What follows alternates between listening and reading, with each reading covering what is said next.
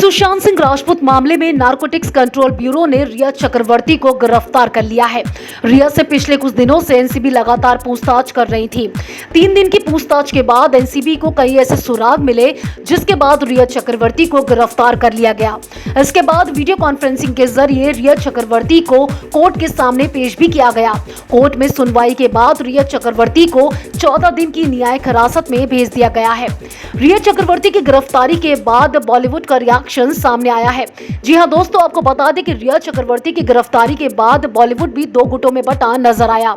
इनमें से कुछ लोग ऐसे थे जो रिया चक्रवर्ती की गिरफ्तारी से नाराज थे और कुछ ऐसे थे कि जिन्हें रिया की गिरफ्तारी का मानो कब से इंतजार था। आपको बता दें कि रिया चक्रवर्ती की गिरफ्तारी के बाद शेखर सुमन का रिएक्शन भी सामने आया है। शेखर सुमन उन लोगों में शामिल थे जो सुशांत सिंह राजपूत के लिए न्याय की लड़ाई लड़ रहे थे।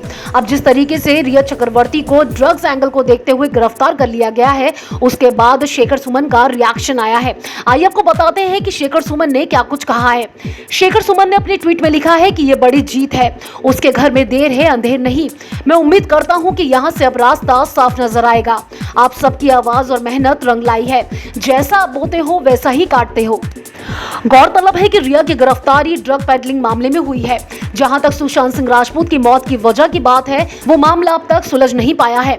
माना जा रहा है कि इस मामले में सीबीआई रिया को अरेस्ट करेगी, लेकिन ड्रग्स एंगल सामने आने के बाद इस केस में एनसीबी की एंट्री हुई थी, जिसमें पहले ड्रग खरीदने के मामले में रिया के भाई शोविक चक्रवर्ती की गिरफ्तारी हुई। अब इस मामले में रिया को भी अरेस्ट कर लिया गया है। आपको बता दें कि रिया चक्रवर्ती ने निजी चैनल को दिए इंटरव्यू में ड्रग्स लेने की बात से साफ इनकार कर दिया था।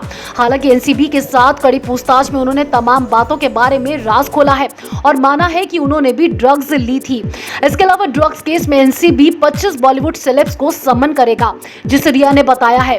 अब देखना होगा कि रिया को इस मामले में जमानत मिल पाएगी या नहीं, या आगे उनके साथ कितनी मुसीबतें पेश आएंगी।